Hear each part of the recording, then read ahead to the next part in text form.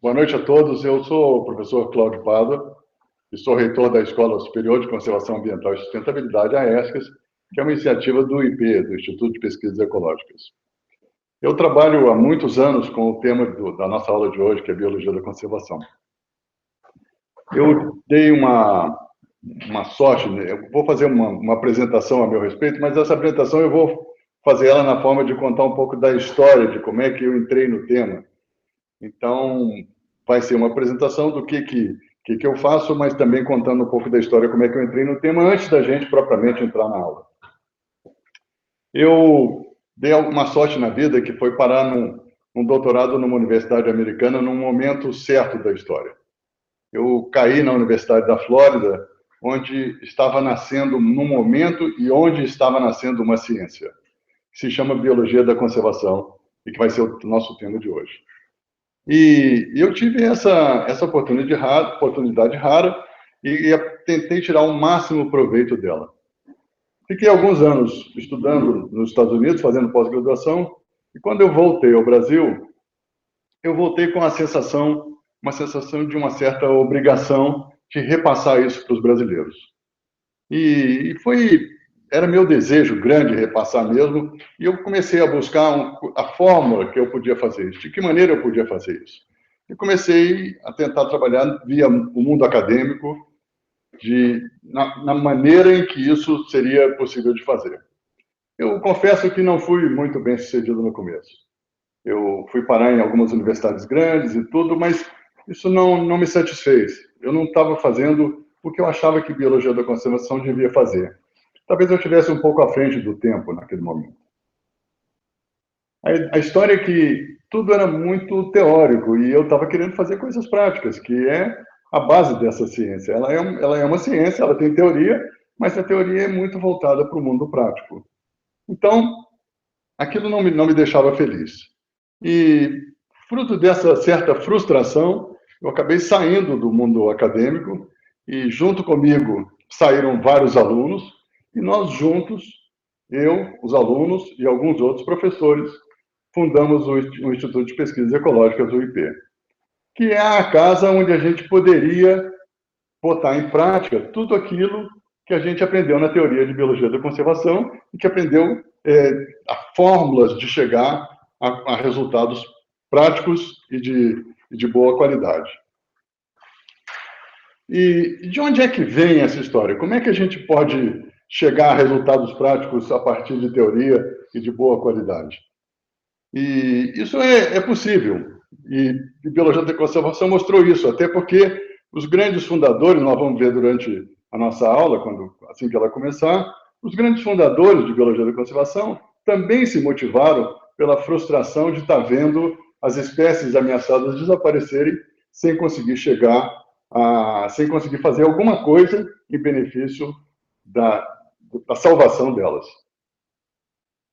E isso essa é a grande questão de todo mundo, quer dizer, é a grande questão do que a gente vive no mundo de hoje. A gente quer fazer um mundo mais sustentável e com maior conservação, a gente quer fazer isso via ciência e via o mundo acadêmico, e a gente quer fazer isso de uma forma que a ciência possa nos ajudar a chegar na parte prática. E isso, na criação do IP, que já nasceu com essa ideia, nasceu também com a vontade de repassar esse conhecimento.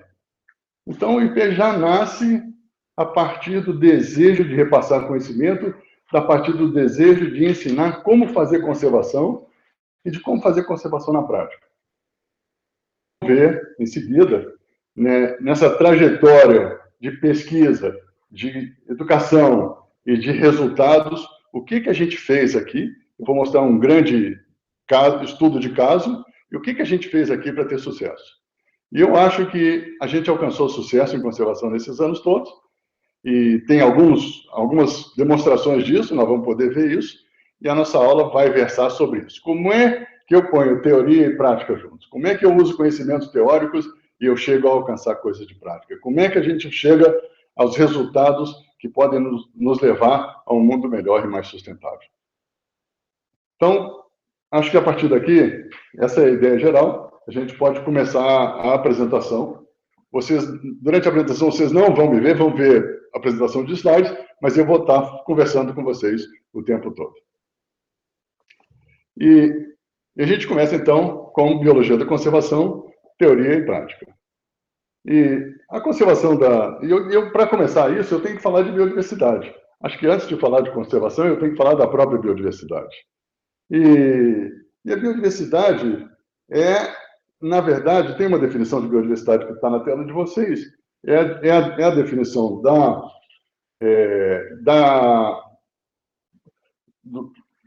da CDB, que se chama, que é o órgão que foi criado pela ONU depois da Conferência de 92 para fazer, porque finalmente os países chegaram à conclusão que a biodiversidade era importante e que precisava ser conservada, então criaram um órgão para fazer essa conservação, e esse órgão definiu biodiversidade, que é essa definição que está aí.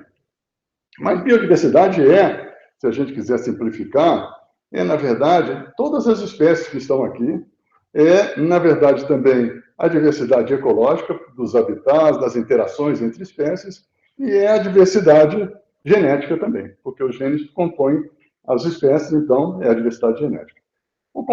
A composição grande, diversidade genética, diversidade de espécies, as interações entre espécies e que compõem o mundo ecológico, é o que a gente chama de biodiversidade. E aí, o que significa isso? Que tamanho tem isso?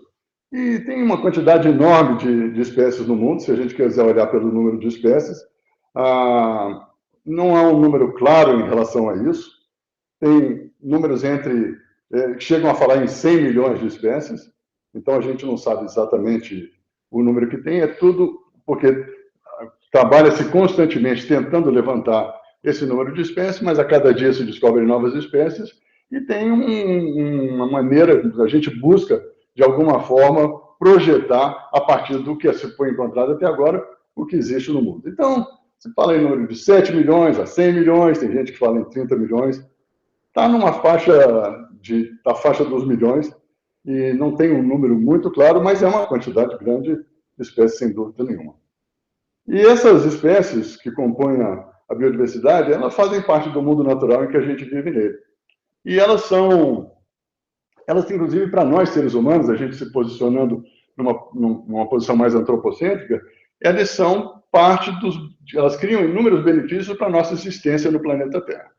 Então, elas nos prestam serviços o tempo todo, nem sempre são serviços claros, a gente não vê eles, mas no dia a dia eles estão acontecendo, na purificação das águas, do solo, na fertilização do solo, e no sequestro de carbono para evitar efeito estufa no planeta, um efeito que causa as mudanças climáticas. Então, todos esses serviços que a biodiversidade nos presta são importantes e fazem parte do cotidiano, embora nem sempre a gente perceba eles.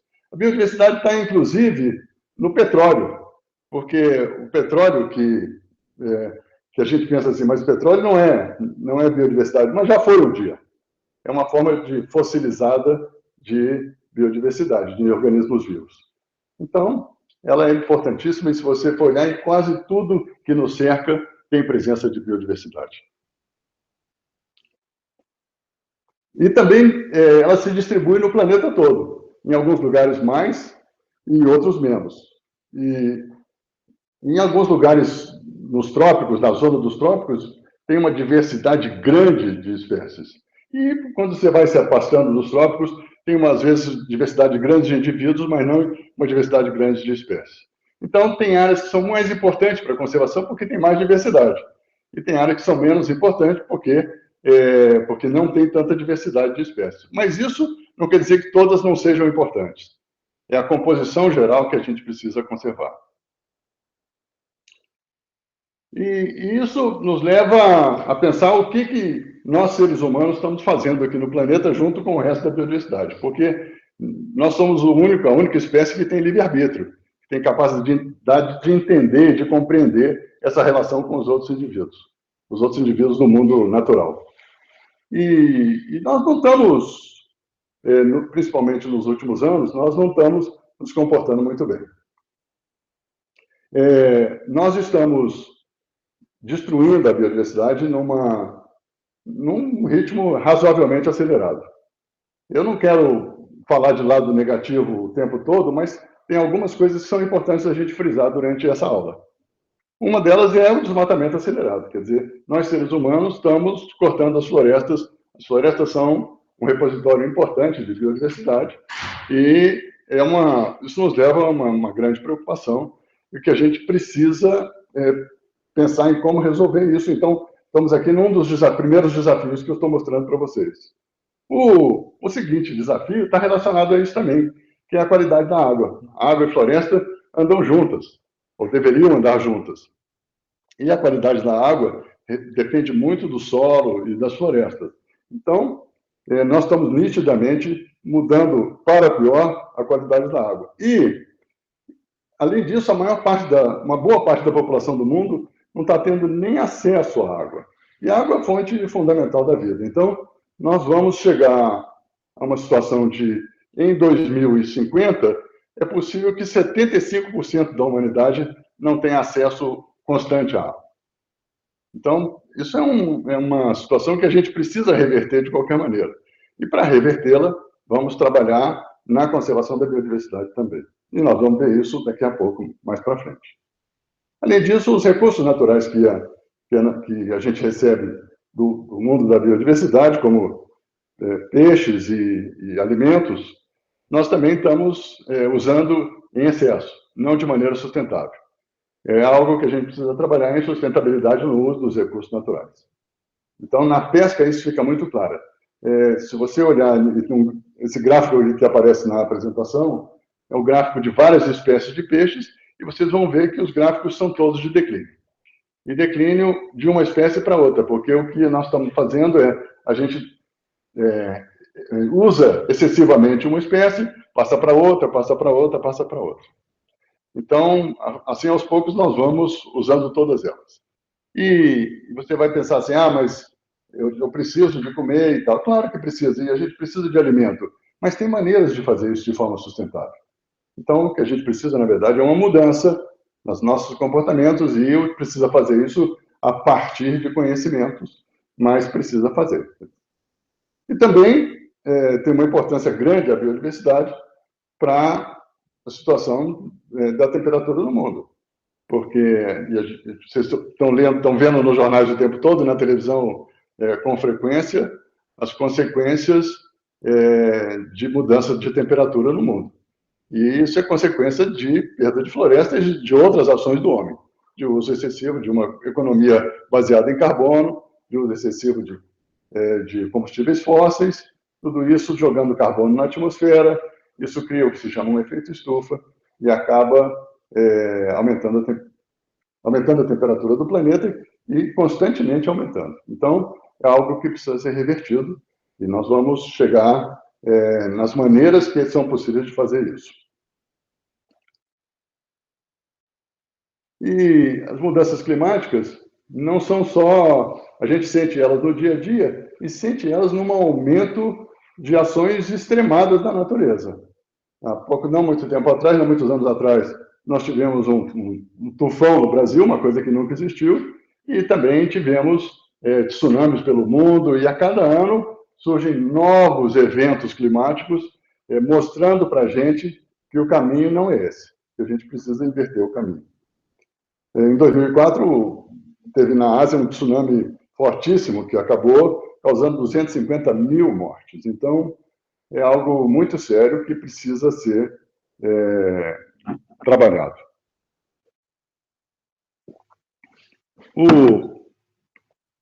Da mesma forma, o declínio das espécies e da diversidade é algo com que nós devemos nos preocupar.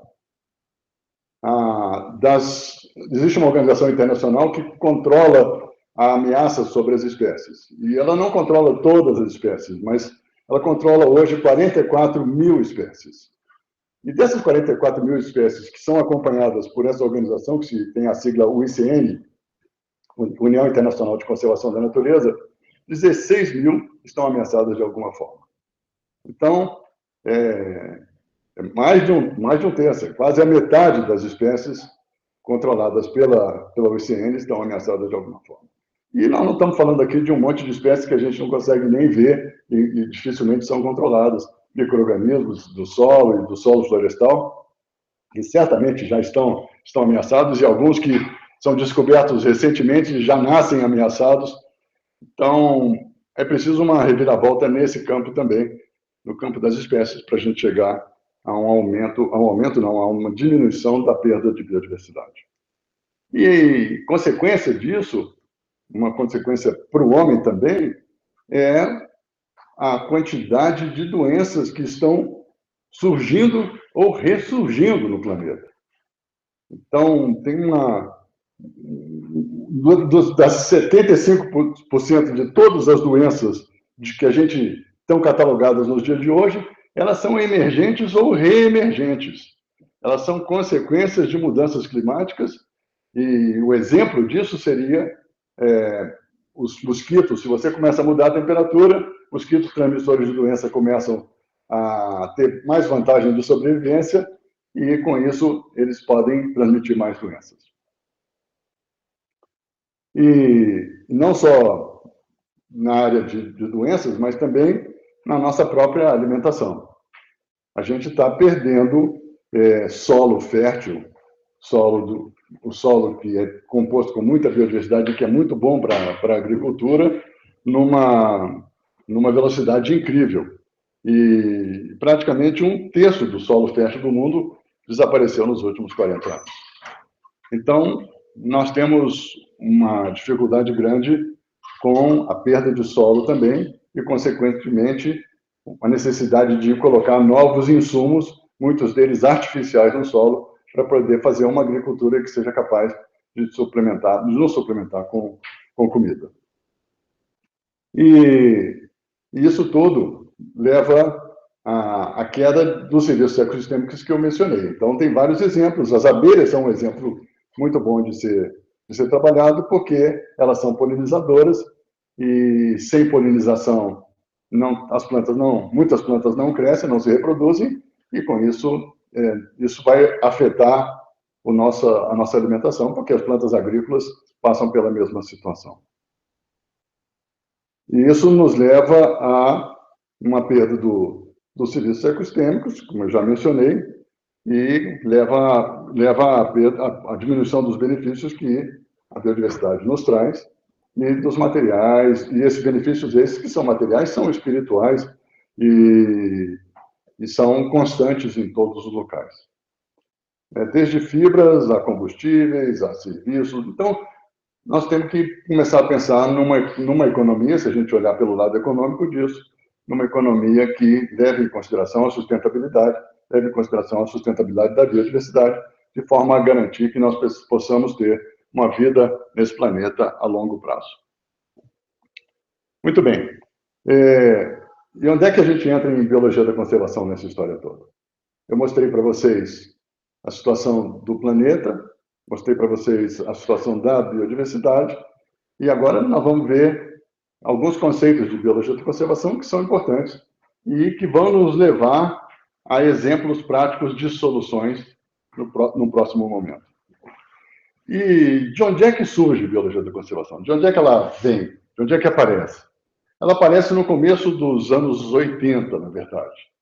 No começo dos anos 80, alguns pesquisadores, principalmente da área ecológica, eles se reuniram num evento no finalzinho do comecinho dos anos 80, e nesse evento, para discutir esse assunto, e o tema central da discussão deles era: o tema do meu estudo, que é a biodiversidade, está desaparecendo. Então, o que eu faço? Eu preciso fazer alguma coisa. Eu estou só estudando e não está levando a nada. Meus estudos estão bons? Eu estou fazendo estudos de boa qualidade, apropriados para a conservação? Talvez não. Ao final do evento, eles concluíram que eles precisavam mudar de maneira substancial a maneira deles de fazer pesquisa. E, ao fazer isso, surge biologia da conservação. O nome biologia da conservação, nós vamos ver mais na frente, foi dado por um pesquisador que estava nessa reunião, que foi quem convocou a reunião, tem nome francês, mas ele é americano, chamado Michael Soulet. E, e ele foi quem fez realmente o primeiro chamamento e foi ele quem começou a definir os parâmetros de biologia da conservação. Então, ele começa assim, o que há de novo, né? O que a gente pode fazer de novo com biologia da conservação? Bom, a gente pode fazer contribuições teóricas no mundo acadêmico que sejam aplicadas ao mundo real. Elas não sejam para as prateleiras da universidade sozinhas. Elas podem ser aplicadas ao mundo real. Elas também podem olhar para toda a diversidade da natureza pelo lado dos serviços ambientais, mas também pelo seu valor intrínseco. Ela tem valor em si mesmo. A natureza está junto conosco no planeta. Nós somos parte dela e tem o direito de sobreviver no planeta da mesma forma que nós temos. Então, vamos olhar a biodiversidade como algo importante, com valor intrínseco, mas que nos presta serviço. Então, com essa visão, essa combinação de visões. E também tem que reconhecer que o lado não biológico do planeta é importante nesse processo. E que se a gente não olhar para ele, nós estamos perdendo uma parte importante, que é quem nos afeta, quem afeta toda a biodiversidade e, consequentemente, nos afeta.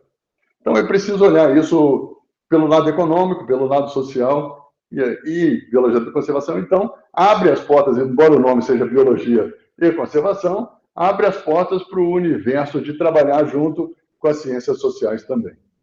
Com a economia, com as ciências sociais, com a antropologia, etc. E como eu falei para vocês, nasce lá nos anos 80. E no meio dos anos 80, chega no mundo acadêmico. Esse grupo começou a publicar artigos e aí alguns acadêmicos resolveram que isso era o suficiente para eles começarem a tentar criar um curso disso. E resolveram, alguns dos professores da Universidade da Flórida, onde eu estudei, resolveram que iam ser os primeiros a fazer isso. E assim nasce o primeiro curso dentro de uma universidade de Biologia da Conservação. Ele nasce no meio dos anos 80, ainda timidamente, e ele se solidifica depois nos anos 90. E o próprio pessoal da Universidade da Flórida, que gostaria de ver se expandir esse esquema, acaba arranjando recursos e fazendo um desafio para outras universidades para que construíssem também programas de biologia da conservação.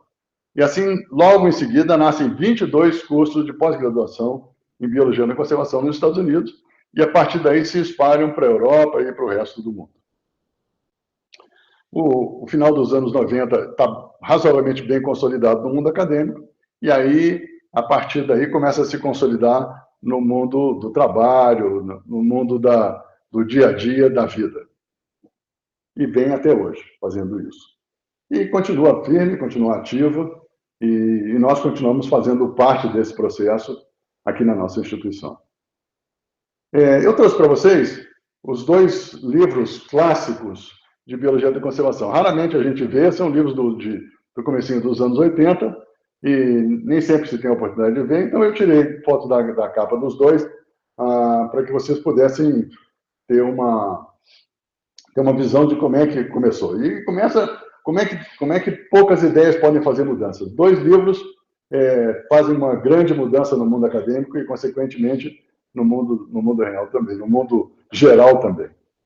E também trouxe o primeiro número da primeira revista científica feita sobre o tema, que foi a revista Conservation Biology. Então, esse é o primeiro número, ele é de 87, então, já alguns anos depois dos cursos terem começado a acontecer, e aí se cria uma sociedade acadêmica, inclusive, no entorno de biologia da conservação, e a revista é a revista da sociedade.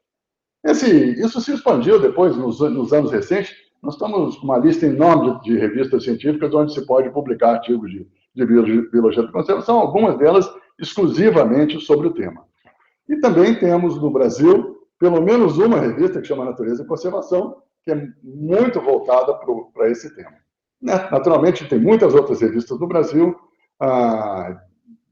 de ecologia e na área das ciências florestais, etc., que publicam artigos de biologia da conservação. Mas a Natureza e Conservação é uma das que tem nisso o cerne da sua ideia editorial, do seu conceito editorial. E aí, vamos falar um pouquinho mais sobre como e o que é biologia da conservação. Então, o que são os princípios que regem essa ciência? De onde surgem esses princípios? Como é que eles no comecinho, pensaram isso? E começaram pensando, se a gente está falando em biodiversidade, começaram pensando em evolução, naturalmente. Então, tem isso bem claro dentro do grupo que trabalha em biologia da conservação. É um conceito bem claro, é de que evolução é a base da biodiversidade, e que a gente precisa se preocupar com a evolução. Então, não é só pensar em conservar o que está aqui agora, mas é pensar em conservar com uma visão evolutiva também, de que isso se dá no tempo. Também começou-se, um outro princípio foi o princípio da dinâmica ecológica. Quer dizer que o mundo é dinâmico, não tem dúvida disso. Então, as coisas não são estáticas e a gente precisa pensar de forma dinâmica se a gente quer ter sucesso. É preciso pensar em todas as interações e etc., para a gente chegar a ter sucesso. E é preciso pensar na presença humana, porque a presença humana ela é muito poderosa e ela é uma das consequências principais da destruição da biodiversidade. Então, a gente tem que estar pensando na presença humana. E o que caracteriza a biologia da conservação?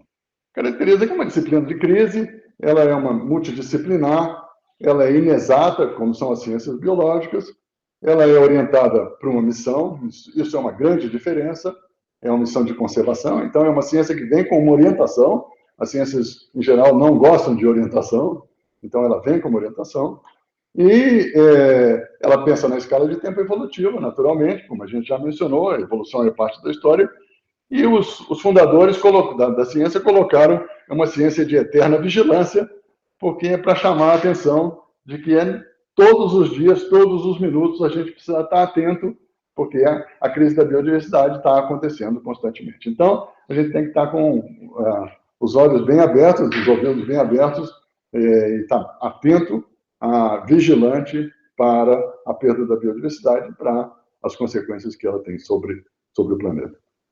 E também, ela tem alguns fundamentos interessantes, quer dizer,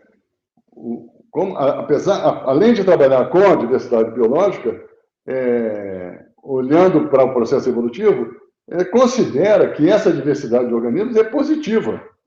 Ela não é simplesmente, olha, não existe uma diversidade. Não, ela é positiva, nós temos que tentar mantê-la. Ela é importante. Então, a gente podia pensar simplesmente, não, precisamos ter diversidade, mas na biologia da conservação, um dos conceitos básicos é de que ela é positiva e, para isso, ela tem que ser conservada. E também que, não consequência disso, ao contrário, é que a perda é negativa. Então, nós não devemos deixar prematuramente, porque no processo evolutivo algumas espécies desaparecem naturalmente, mas que a gente não deve deixar acontecer naturalmente isso, quer dizer, artificialmente isso. Não, naturalmente vai acontecer, mas artificialmente não pela ação do homem. Então, essa preocupação de que a distinção é negativa. Depois, a complexidade ecológica, a gente olha para a complexidade ecológica como positivo. O ser humano tem uma tendência a simplificar as coisas, mas no processo evolutivo a complexidade é importante, porque é ela quem faz, inclusive na prestação de serviços ecológicos, isso é importantíssimo, essa complexidade, e a gente, um organismo depende do outro, se a abelha não polinizar, não vai sobreviver a planta. Então, todo esse mundo complexo compõe o arcabouço que faz a biodiversidade acontecer. Depois, por consequente, a evolução é positiva e a diversidade biológica, voltando a falar no assunto, tem valor em si. Ela tem valor intrínseco, ela tem valor em si. A gente deve mantê-la por manter, reconhecendo que ela presta serviços e que a gente precisa garantir isso também. Mas sozinho não é por aí só. A gente precisa pensar das duas formas. Como eu falei para vocês, ela, biologia da conservação, abriu as portas para um trabalho em coordenação com outras ciências. Então, no centro, biologia da conservação está falando de manejo de espécies, está falando de conservação de biodiversidade, de ecossistemas, etc. Mas ela toma emprestado e trabalha junto com ciências, com as outras ciências naturais, genética, biogeografia, geologia, etc., e também com as ciências sociais, sociologia, economia, antropologia e por aí afora. Então, combinação disso tudo nos leva ao arcabouço que a gente precisa para a biologia da conservação. E no Brasil, a gente já tem alguns, internacionalmente e no Brasil temos livros didáticos, um livro de métodos único, livro de métodos de autoria de alguns dos nossos pesquisadores do IP, que está aí para vocês verem, e a todo momento lançam-se novos livros. Então, existe hoje, no mundo da universidade, material didático também de biologia da conservação.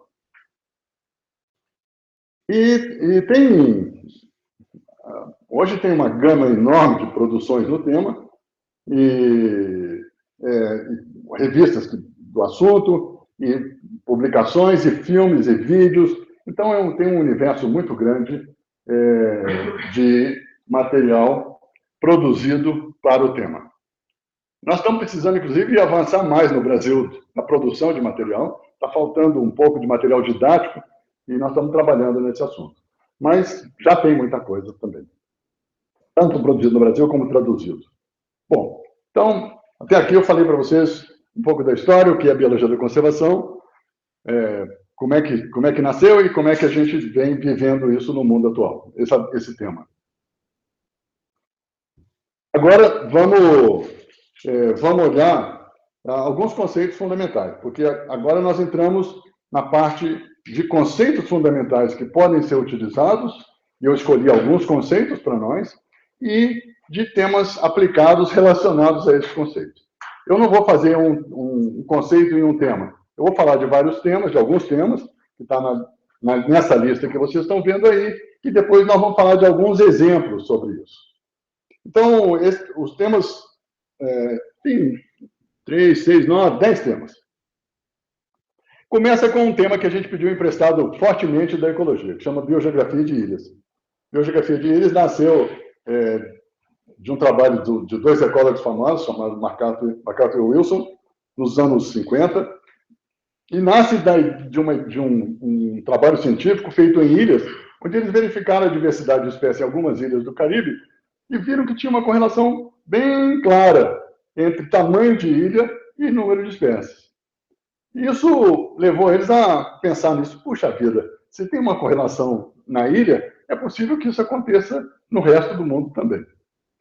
E eles foram verificando isso, e a regra não é uma regra a ferro e fogo, mas tem uma tendência de quanto maior for a área, maior é o número de espécies. Claro, tem que olhar o bioma que está posicionado, etc., mas isso nos permitiu usar esse conceito importante para a conservação, porque como nós vamos ver, o mundo da biodiversidade está se tornando fragmentado pela ação do homem e tem um comportamento que se assemelha ao comportamento de biogeografia de ilhas. E MacArthur e Wilson depois evoluíram com essa história de biogeografia de ilhas e começaram a olhar também o processo de número de espécies.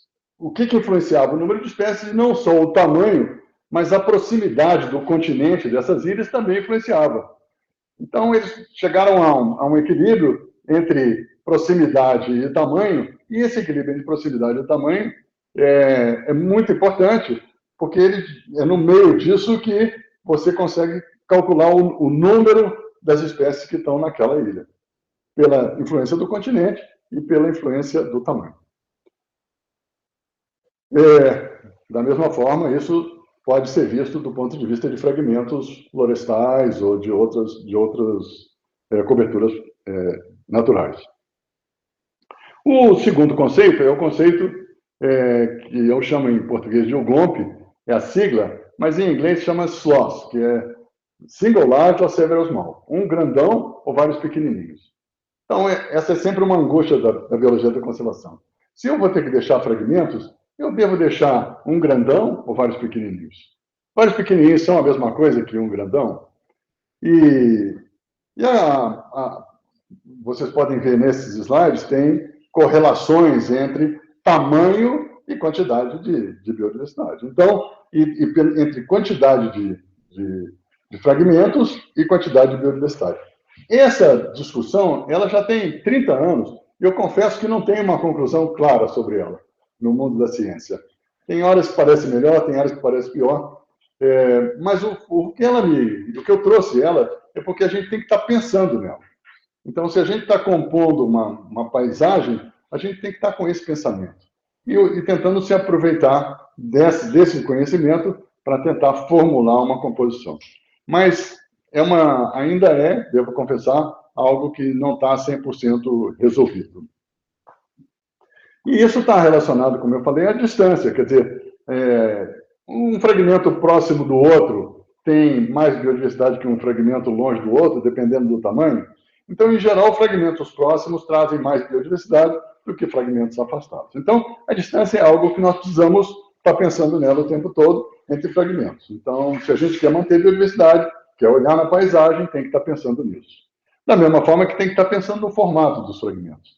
Porque se você fizer um fragmento muito fino, ele não vai ter uma diversidade de cobertura florestal que teria um fragmento mais largo, mais amplo.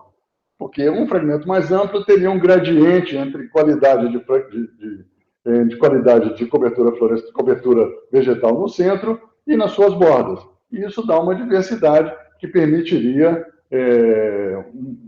indivíduos mais especializados viverem, uma quantidade maior de indivíduos com maior especialização viverem naquele fragmento. Ao passo que, se ele for muito fino, ele vai ser só algo como se fosse uma borda de um fragmento na sua distância toda.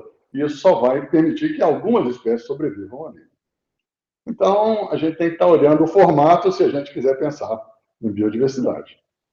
Então, se a gente tivesse que resumir isso, o maior é melhor do que o menor, os mais próximos são melhores do que os mais longes, os mais largos são melhores do que os mais finos, o formato é importante, e isso tudo se compõe um arcabouço que vai nos ajudar a resolver soluções práticas do dia a dia na conservação da biodiversidade.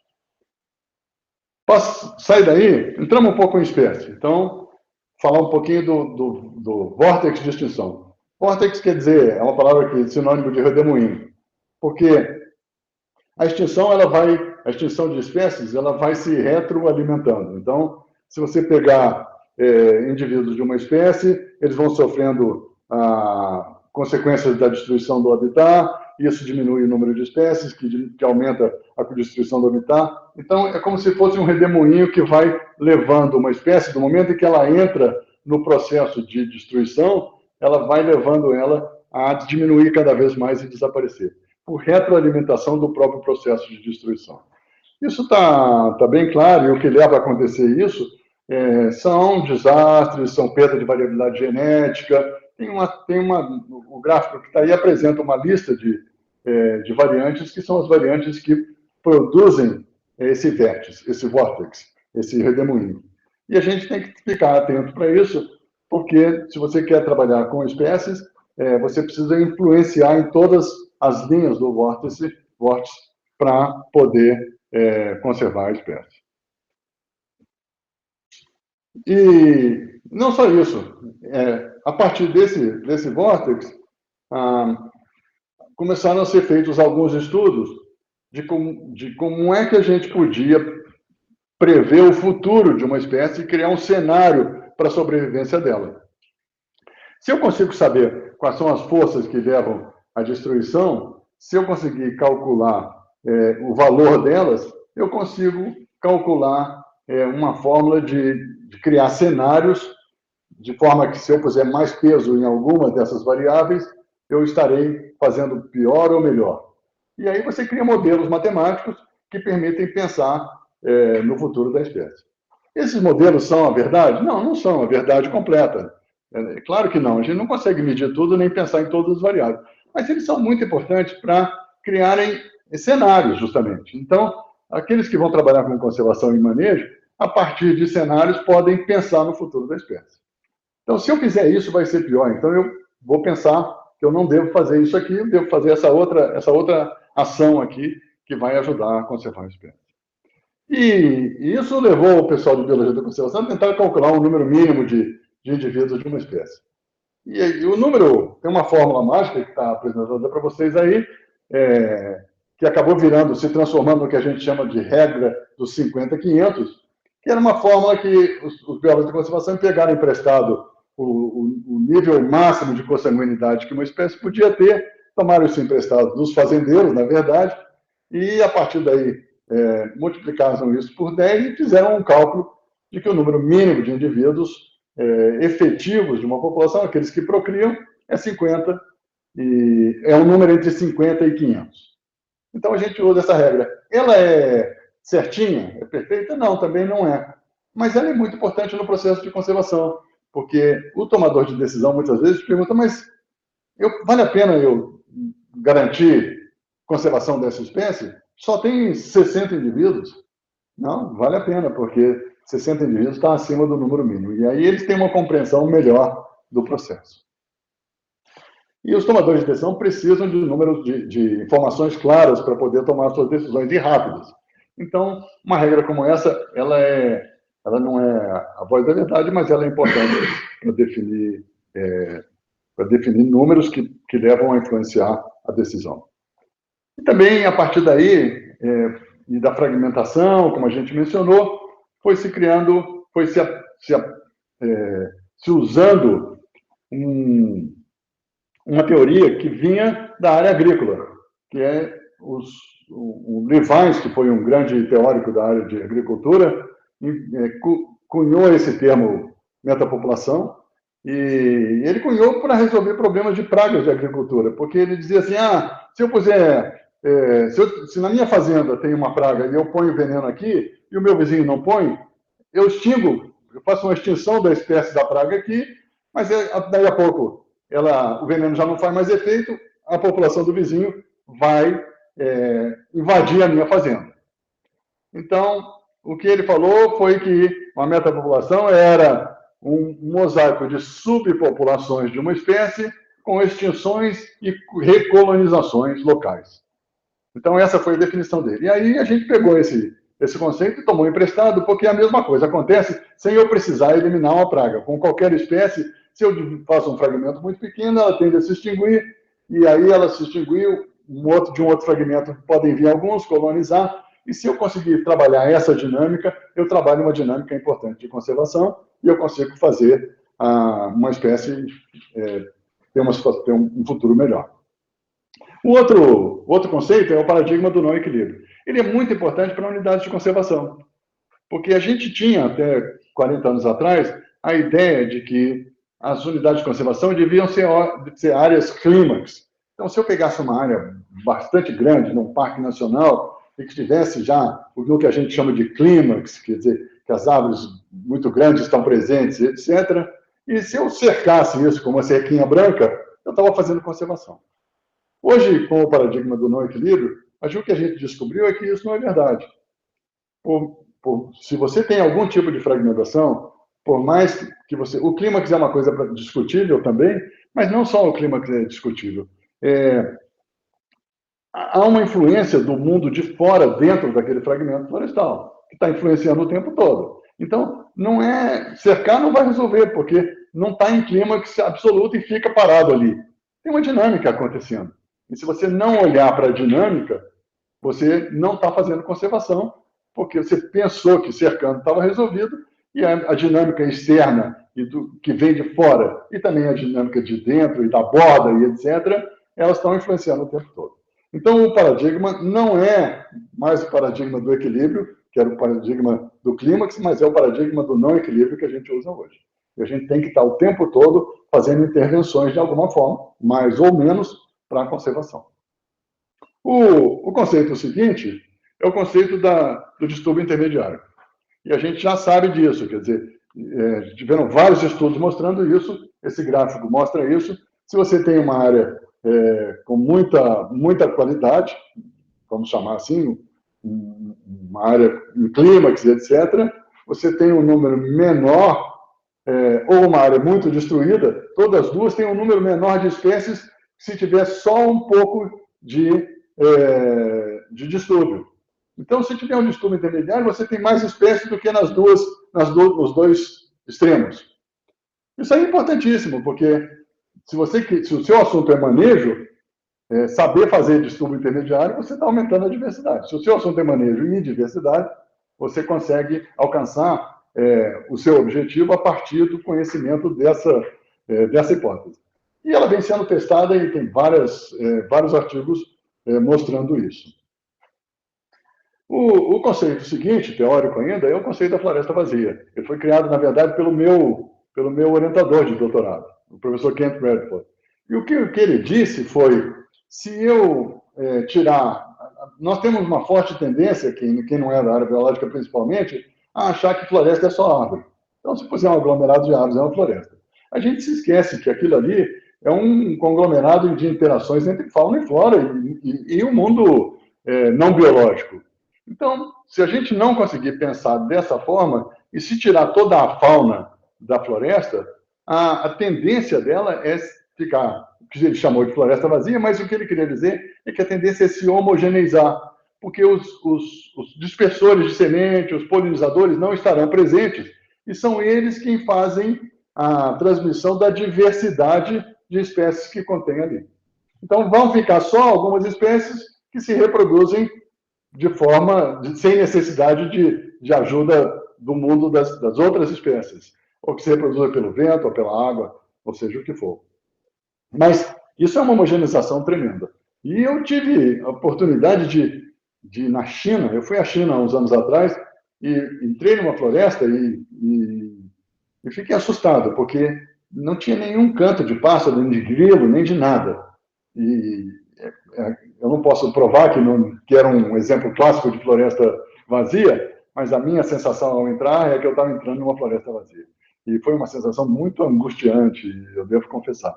Porque você não entrar na floresta e não ver nenhum ruído, aquilo é absolutamente angustiante. Principalmente eu que venho de um país de floresta tropical, onde você entra na floresta é uma algazarra o tempo todo.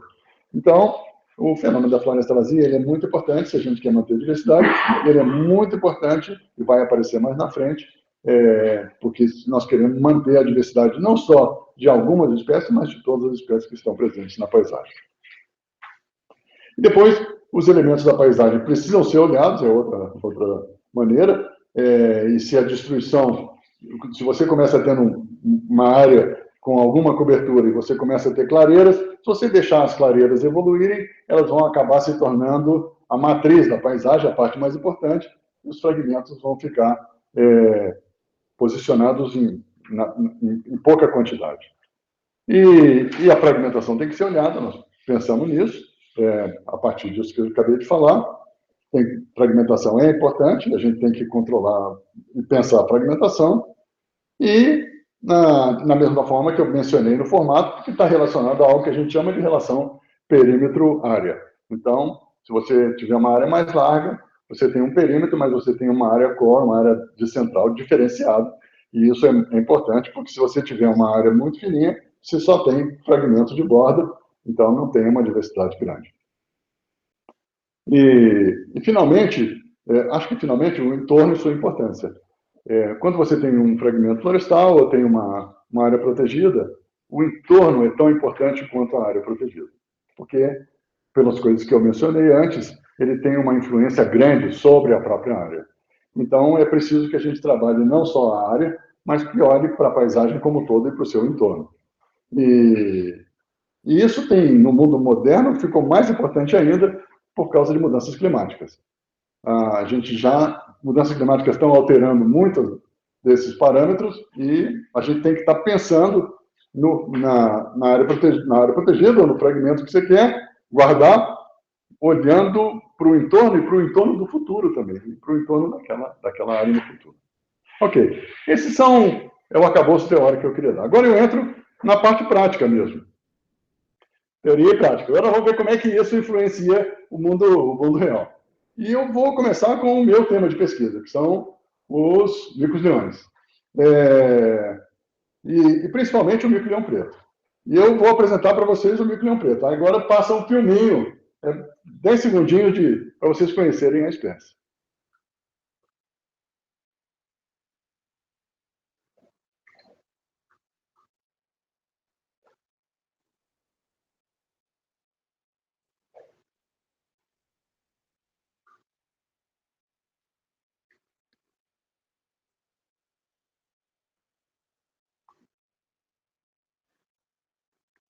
Ok. O mico-leão preto ele vive exclusivamente no estado de São Paulo. E o estado de São Paulo sofreu, fruto do seu desenvolvimento, uma perda de floresta muito grande. E aí nós estamos vendo uma evolução da destruição florestal no estado de São Paulo. E vocês vão vendo que restou praticamente só floresta na Serra do Mar e também algumas pontinhas, na pontinha oeste do estado de São Paulo e umas poucas manchas no meio de São Paulo. Isso é muito importante porque os primatas e o mico-leão preto ele vive em floresta e, portanto, precisa dessas florestas e a perda de floresta significa a perda da espécie também. Mas nós vamos nos focar no extremo oeste, né, que a gente chama de Pontal do Paranapanema, onde ele foi redescoberto e onde está a maior população dele. Tem um pouco também no centro de São Paulo, mas lá no Pontal é realmente onde é a área mais importante de conservação. E nós estamos trabalhando, o pessoal do IP está trabalhando lá há muitos anos, há mais de, talvez há 30 anos já trabalhando com essa espécie e com a região como um todo. E a região era uma grande reserva no começo dos anos 40. Mas, por razões diversas, em 41, o governador de São Paulo decretou 3 reservas na região toda, mas a partir daí a distribuição foi acontecendo, e esse é um gráfico do nosso pesquisador Alexandre Ueso, mostrando a evolução da destruição no Pontal do Paranapanema. Então, à medida que os anos avançam, vai perdendo, isso aí é 65, agora é 78 e finalmente 88, onde praticamente não tem mais floresta nenhuma. Essa foi a evolução, e agora em 2008 é o que mais ou menos o que acontece hoje, tem cerca de 14% das florestas na região. Então a evolução do avanço da agricultura, a ocupação da terra acabou tornando a área reduzida, essa grande reserva reduzida em floresta. E lá tem um parque estadual ainda, de 36 mil hectares, onde vive a maior população de mico-leão preto. Há anos atrás, nós fizemos um projeto de pesquisa grande para a espécie, que englobou todos esses temas que estão aí. Então, a gente fez um levantamento da espécie, olhou genética, olhou demografia, restauração de habitat, olhou o cativeiro também, algumas espécies de cativeiro, para pensar em manejo, e translocações, e reintroduções, etc. Então, a gente fez um projeto de pesquisa grande, de longo prazo, para chegar à conservação da espécie.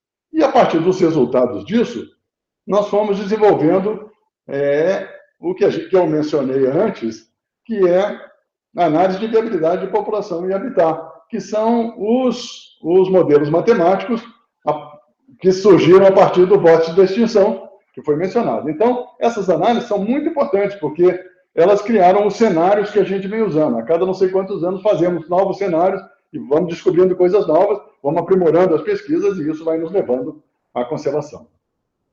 E vai a partir dos resultados de pesquisa. Alguns deles são importantes, que são demografia. Como é que a população está se comportando, se a população está diminuindo ou está crescendo. Se eu quero saber salvar uma espécie, uma das coisas importantes é saber se a população está crescendo ou diminuindo.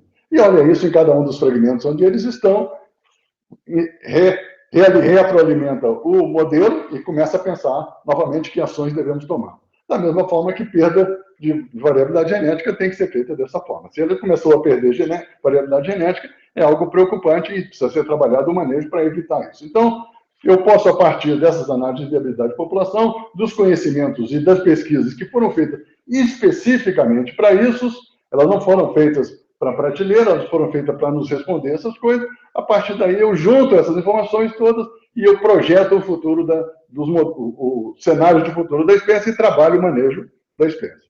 E assim, a gente chegou a conclusões, depois disso tudo, e de algumas análises, de que populações mínimas as populações que nós temos em fragmentos são inviáveis, se forem postas cada um em seu fragmento, mesmo no Morro do Diabo, mesmo no maior dos fragmentos. É necessário, portanto, salvar todos os fragmentos para ter um corpo grande de indivíduos, e é necessário proteger as rotas para a gente poder evitar que eles ficam isolados, evitando floresta vazia e outras coisas que eu mencionei, e criando conectividade. Isso tudo nos levou a um plano de manejo de metapopulação, que está mostrado aí, e que inclui populações de cativeiros como se fosse no fragmento, a incorporação de todos os fragmentos e uma série de transposições de indivíduos entre diversos fragmentos para evitar a consanguinidade, para garantir a sobrevivência da espécie. E para aumentar o processo demográfico. Com isso, a gente criaria o que a gente chama de uma metapopulação, chamada de metapopulação, que é um conjunto das subpopulações que permitem a sobrevivência da espécie.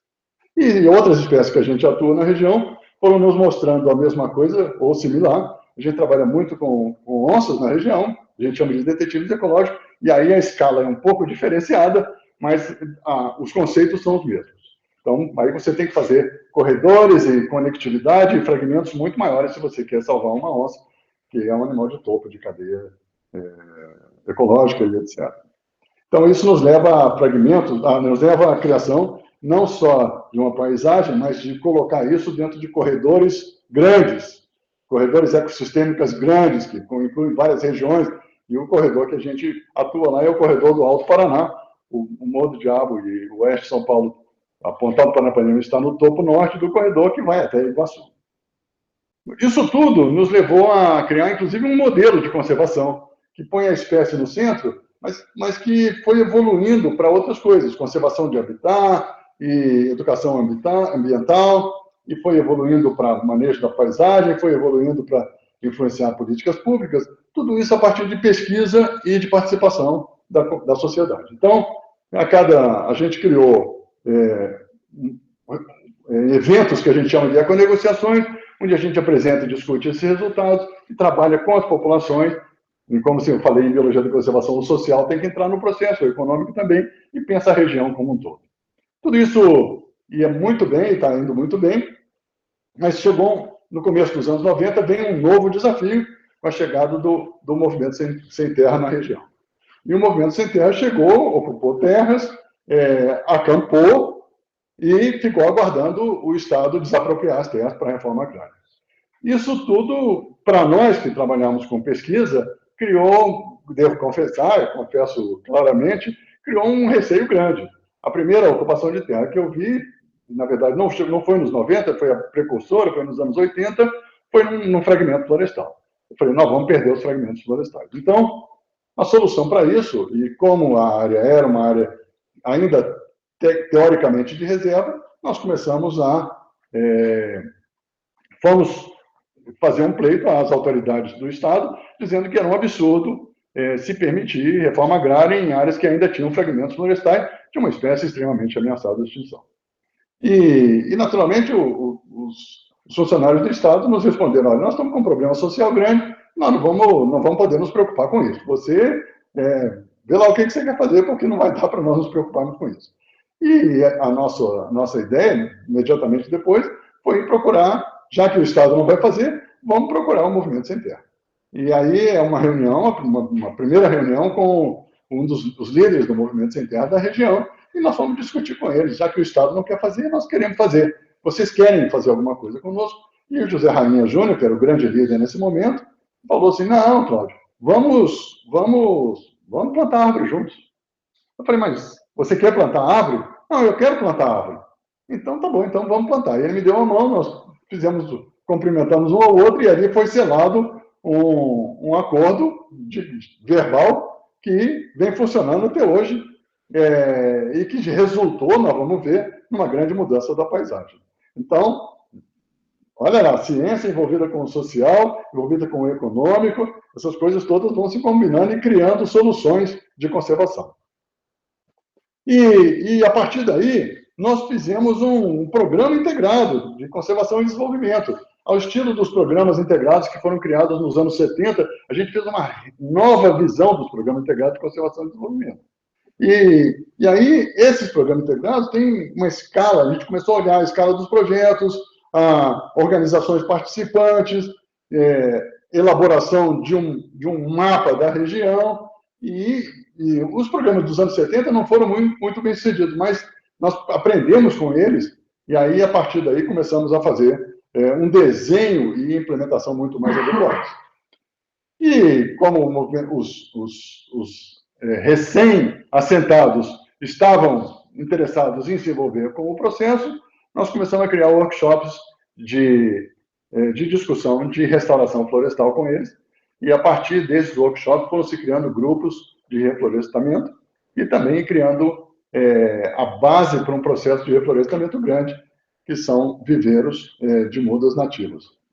E hoje tem 17 viveiros comunitários na região, que são tocados por assentados da reforma agrária, junto com alguns outros viveiros que não são tocados por eles, e junto com todo esse processo que eu estou falando, de utilização de agrofloresta, e nós vamos ver os detalhes daqui para frente, que compõem um esforço grande e uma nova paisagem para o Pontal.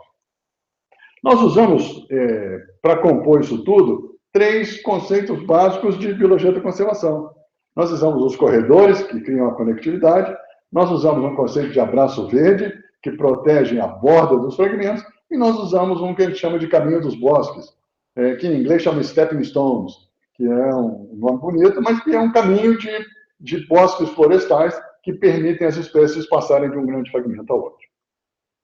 Muito bem. Com isso, se a gente conseguir conectar os fragmentos florestais do Pontal ao Morro do Diabo e puder incorporar outras conectividades, o mico-leão preto não precisa de manejo para sobreviver. Ele cria, em vez de subpopulações isoladas em pequenos fragmentos, cria uma grande população numa paisagem de produção, mas que ali dentro está composto um processo que permite a ele sobreviver.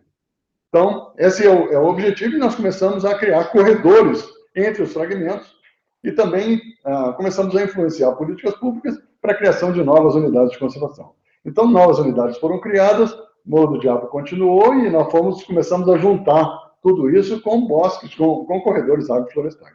Vocês podem ver alguns dos corredores aí, e vocês podem ver um pequeno vídeo feito por um drone de pesquisa nosso sobre um dos corredores, onde vocês vão poder ver uma parte dele, e depois o vídeo vira e vocês vão ver o Morro do Diabo ao longe. Não dá para ver todo o corredor, mas dá para se ter a sensação perfeita do que isso representa para a conservação da espécie. E de todas as espécies que estão ali. Então, conectividade em ação sobrevoando a própria. Mas, com tudo isso, em alguns lugares, por causa do processo produtivo, não dá para você juntar os fragmentos. Então, nesses locais, você tem que criar outras alternativas. O corredor não vai resolver. No mundo internacional, as estradas, que são um grande problema, um grande desafio, porque elas dividem fragmentos em grande quantidade, no mundo desenvolvido, isso é resolvido com pontes como essas que estão aí. Mas nós criamos a nossa ponte também, que é um pouco mais tupiniquim, mas que funciona igualzinho, porque ela permite a conectividade. E nós vamos ver isso agora, nesse pequeno videozinho, que mostra a utilização de uma ponte para que os mico-leões possam passar de uma floresta para outra sob a estrada.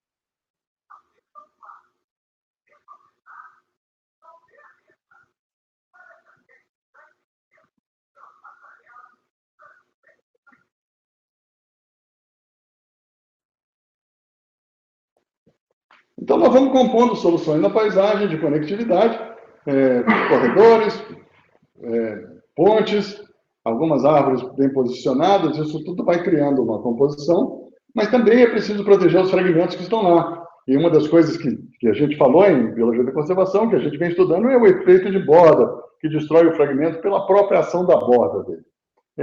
A paisagem vai entrando dentro do fragmento com fogo, com vento, e isso vai destruindo. Então, é preciso proteger. Então, dessa forma, nós fomos trabalhando também com os grupos da região, e não só os assentados, mas depois os fazendeiros foram se incorporando no processo, e a gente criou bordas no entorno de alguns fragmentos e continua incentivando a criação de bordas, mas bordas na forma de abraço verde, quer dizer, que é uma plantação muitas vezes homogênea para proteger do efeito de borda. E aí não tem muita importância se é eucalipto, desde que não seja uma planta muito invasora na região, a maneira é só para proteção. E o terceiro conceito que eu mencionei para vocês, que é o caminho dos bosques, ou stepping stones, ele é quando em áreas onde você não consegue mais fazer fragmento florestal, porque ela já foi dividida, são propriedades menores, você vai criando pequenos bosques agroflorestais, e de forma que os micos não podem passar, porque eles precisam de floresta para passar. Mas os polinizadores e os dispersores podem passar. E isso evita consanguinidade nessas espécies de polinizadores e dispersores, evita que elas desapareçam dos fragmentos e evita a floresta vazia, consequentemente. Ela mantém a diversidade dos fragmentos. Então, aqui é uma amostra de caminho dos bosques. Vocês vão ver, essa paisagem não tinha nenhum bosque, e a gente foi incentivando e vão se criando bosques. A motivação principal que a gente achou para fazer isso, e aí entra o econômico, é plantio de café e de frutíferas. Então, nós fomos incentivando os pequenos proprietários a plantar. E aí nós vamos ver mais um videozinho, nosso último videozinho, com um proprietário que é um proprietário modelo no plantio desses bosques agroflorestais e que vai nos mostrar o plantio dele de café com floresta.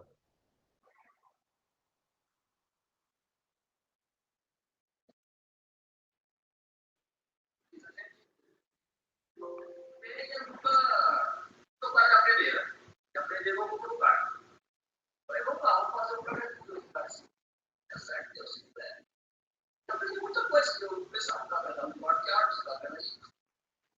É uma coisa que isso aqui vai dar de agrotóxico, todo igual com a casa, as folhas das árvores, a manutenção fácil de uma pobre.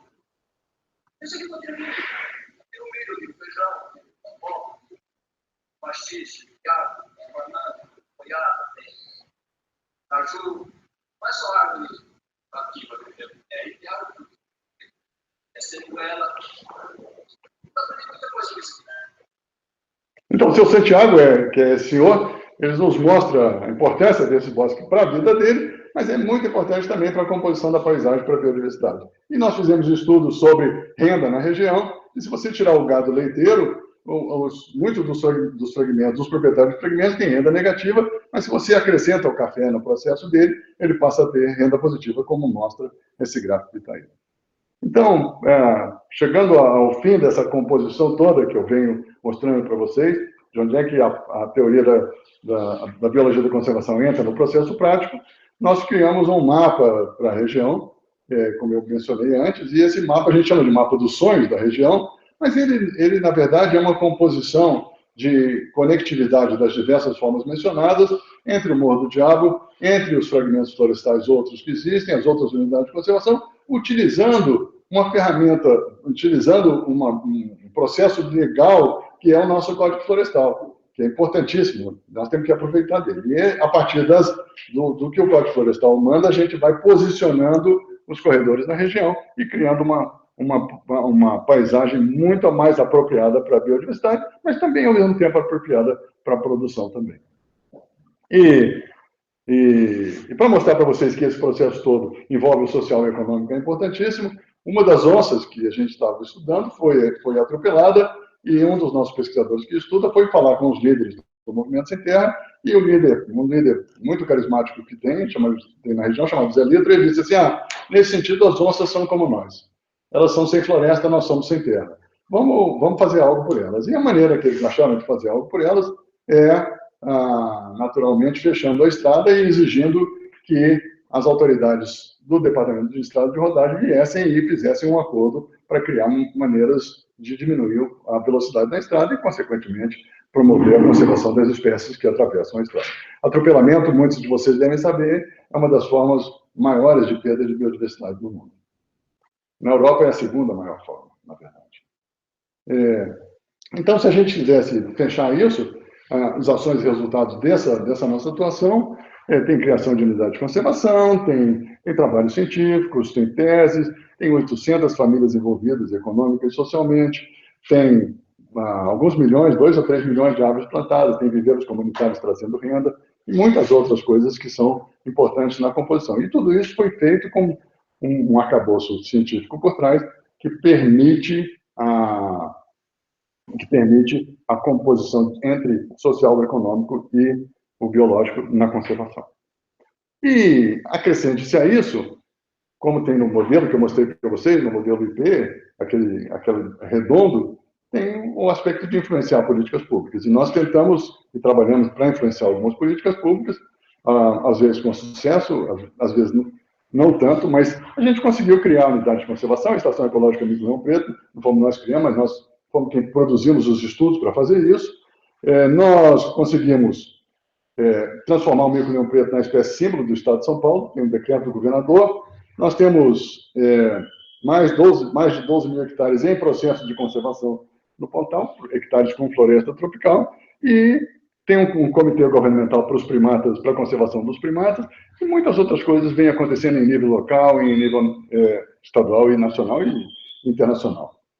Com isso, o que eu estou tentando mostrar para vocês, e eu queria, esse é meu último slide, mas não é o final da história, é que a gente acaba tirando o mico-leão preto da lista dos animais criticamente ameaçados, com todas essas ações. O que para mim, é uma demonstração de sucesso desse processo.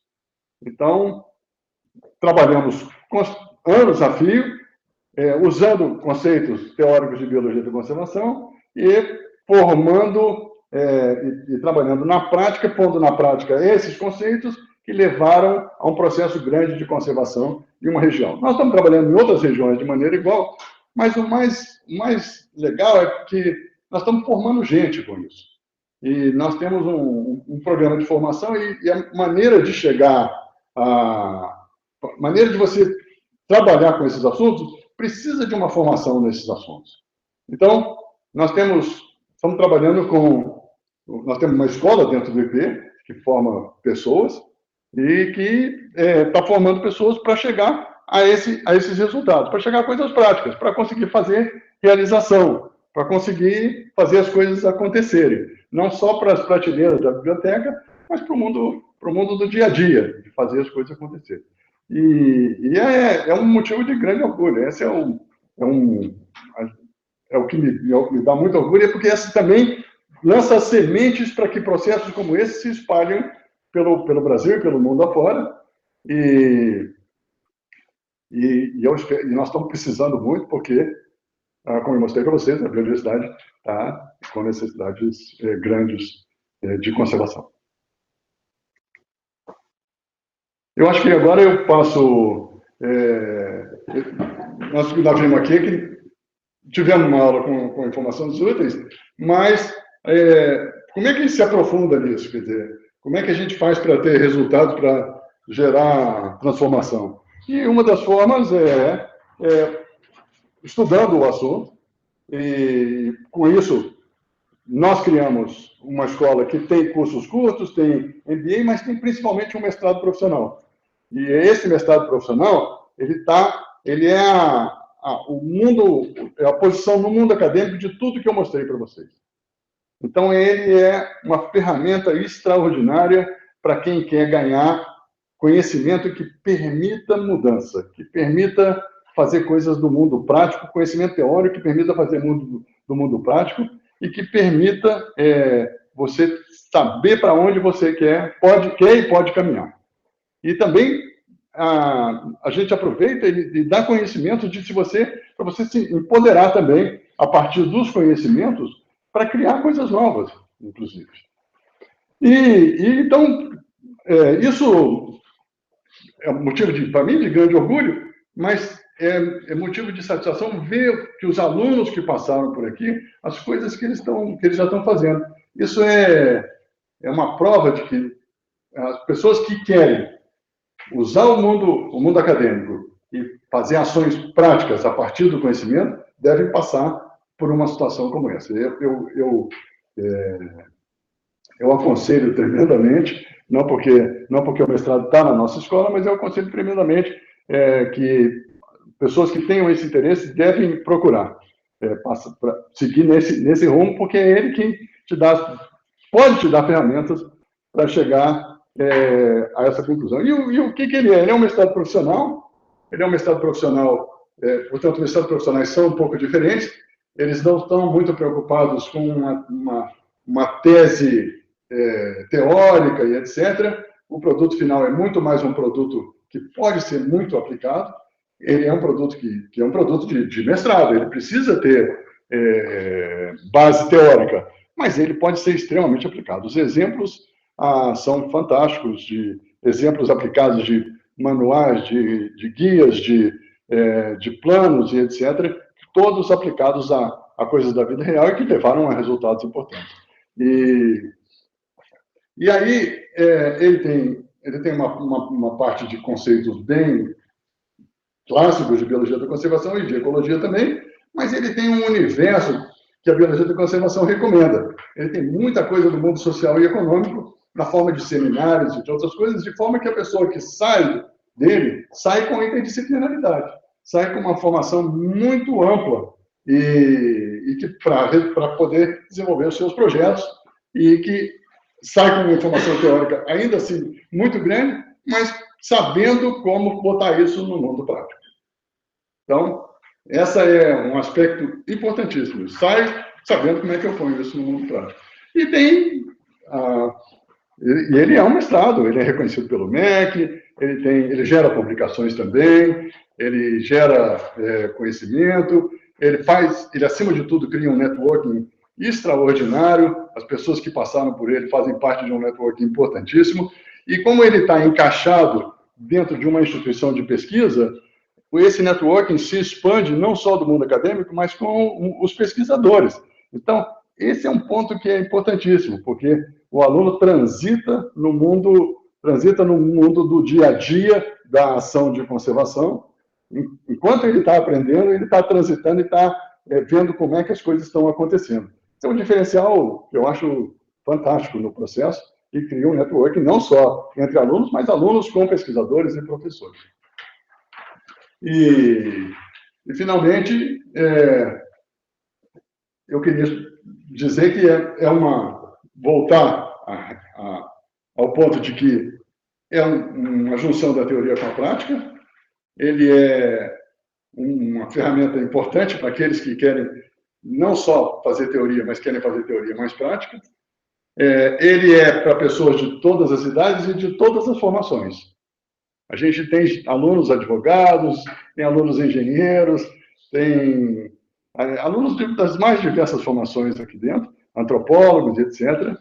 Então, todos conseguiram se sair muito bem. Naturalmente, tem que fazer aqueles que não são da área biológica fazem um esforço um pouco maior, mas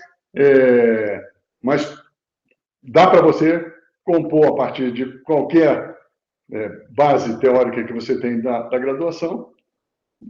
E não importa se você é formado há muito tempo ou há pouco tempo, dá para você ganhar os seus conhecimentos e, a partir daí, evoluir para o mundo profissional com uma capacidade muito maior e com muito mais chance de ter sucesso. Isso eu acho que eu paro por aqui, eu passo para o pessoal que dá apoio para fazer as perguntas e etc.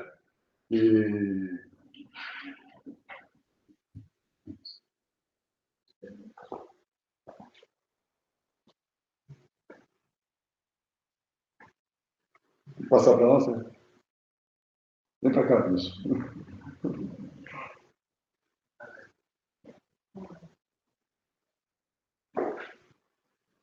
Bom, obrigado, Cláudio. Acredito que todos que conseguiram acompanhar desde o início tiveram aí uma exposição. Bom, pelo menos eu nunca tinha visto tanta informação sobre conservação condensada em tão pouco tempo. Então, foi realmente muito bacana. A aula é magna, tem que ser magna, mas tem que ser apertado, né? Exato. E como você disse, né, são informações fundamentais, né, a partir das quais o profissional ele consegue prosseguir rumo aos resultados, que eu acredito que é o que qualquer conservacionista almeja, né, e como a gente tem dito aqui, uma aula dessa, mesmo com tanta informação, não é suficiente, né? Portanto, a gente está oferecendo mestrado. E eu acho importante a gente falar para quem está acompanhando a gente até esse momento, que nós estamos com as inscrições para a próxima turma abertas, né? Nós vamos ter uma seleção agora no meio do ano, né? Essas inscrições, elas vão até o dia 7 de junho, né?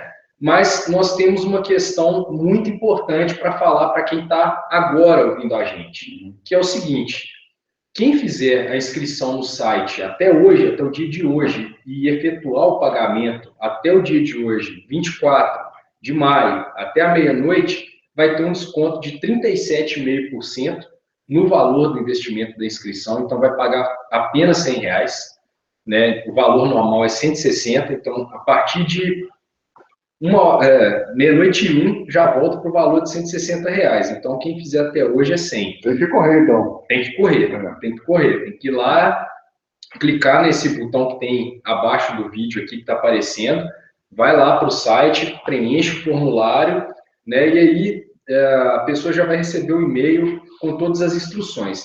Mas, além disso, eu queria aproveitar, Cláudio, para poder informar para as pessoas das outras coisas que nós preparamos para quem for aprovado para essa próxima turma, né? Então, é uma notícia muito legal que a gente quer dar, porque além, né, de tudo isso que o Cláudio mostrou aqui, desse programa diferenciado do mestrado profissional e todas as vantagens que você tem, né, ao cursar esse programa aqui na ESCAS, e isso olhando principalmente também, não só para os biólogos, né, mas também para todos os que vêm de outras áreas, a gente está separando e vai dar com exclusividade um portal com as gravações de todas as videoaulas do programa R para Biologia da Conservação. Que legal. Fantástico, né? Para quem já conhece, sabe que é um programa extremamente completo, né?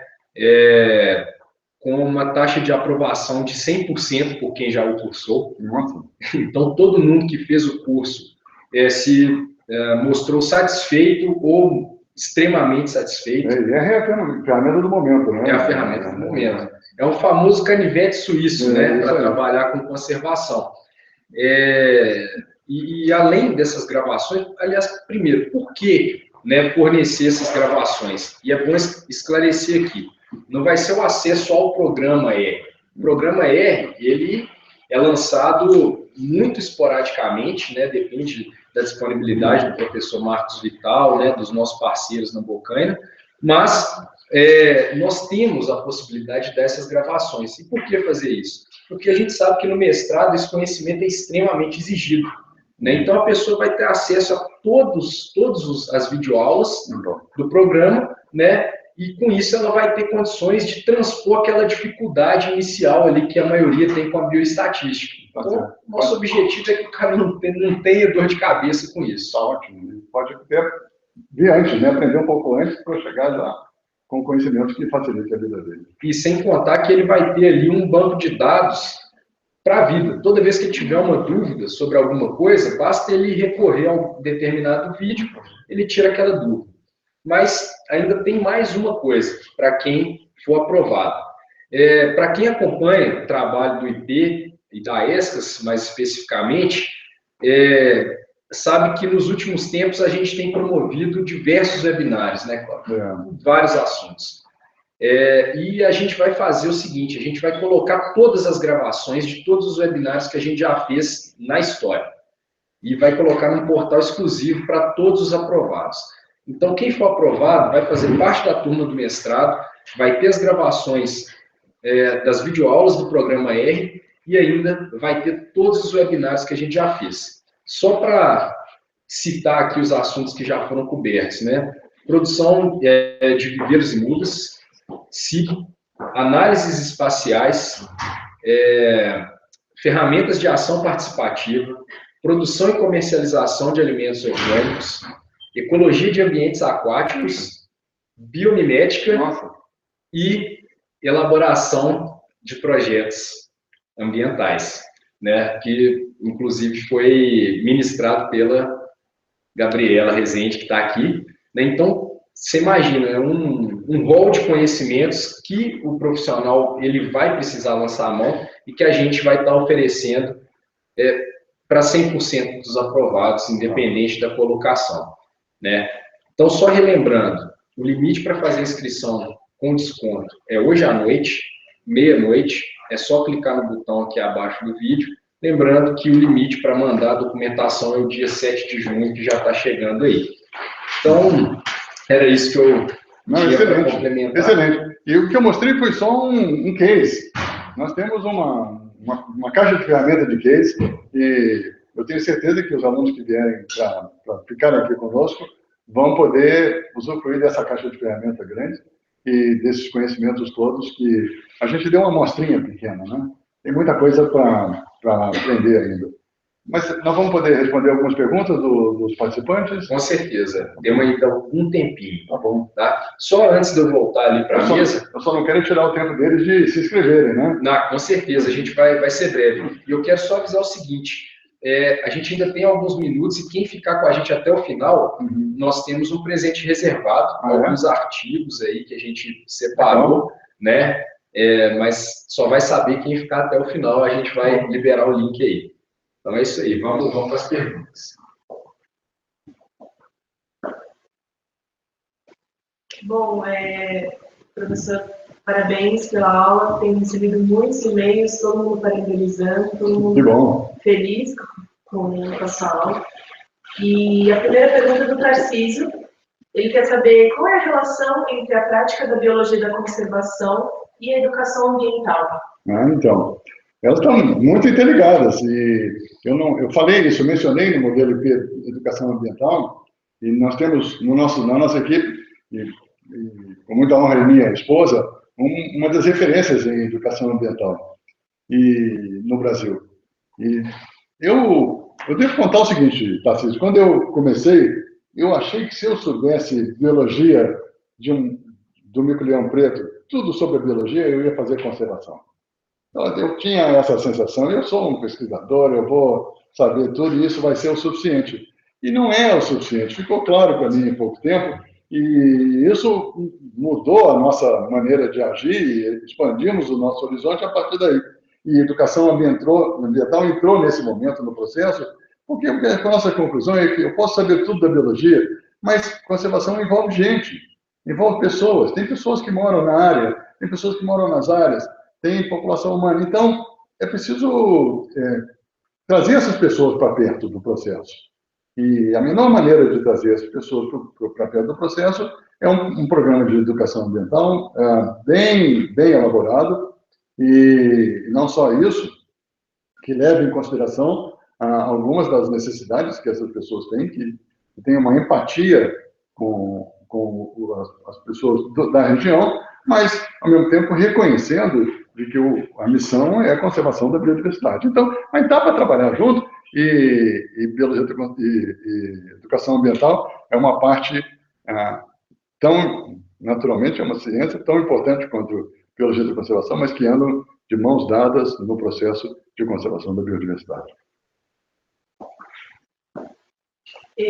A Meire, ela quer saber, nos monitoramentos de fauna que os empreendimentos devem fazer na área de influência, muitas vezes incluem espécies ameaçadas. Como enfocar essas espécies nos monitoramentos de modo a contribuir para a conservação das mesmas? Então, o monitoramento é o primeiro passo. O monitoramento é o primeiro passo. Ele é para você descobrir se ali tem espécie ameaçada ou não. Mas ele, em si só, ele não é uma ação de conservação, ele é um passo inicial. Precisa, a partir daí, fazer outras coisas. Eu mencionei uma lista grande de coisas que nem sempre é possível de fazer. Mas a gente tem que escolher o que é possível de fazer. E um bom programa de educação ambiental é importante. Se você conseguir recursos, começar a trabalhar e desenvolver um projeto grande de conservação que envolve alguns dos passos que a gente mencionou aqui.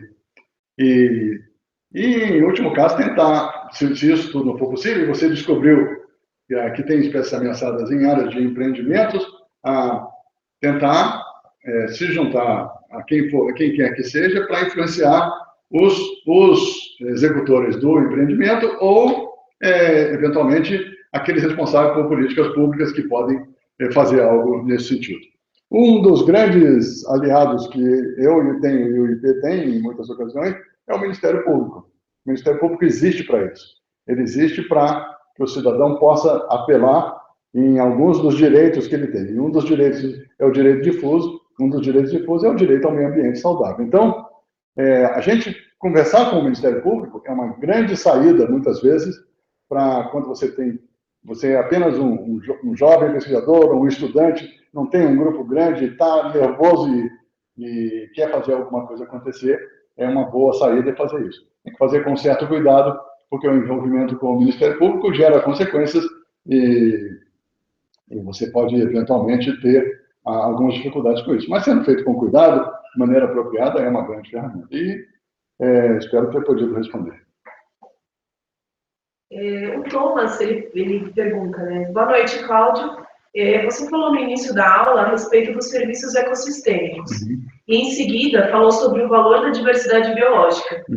Gostaria de saber como os serviços ecossistêmicos têm sido valorizados economicamente, principalmente envolvendo a biodiversidade. Legal. A gente já sabe que serviços ecossistêmicos, que a biodiversidade nos presta serviços. Então, são serviços ecossistêmicos.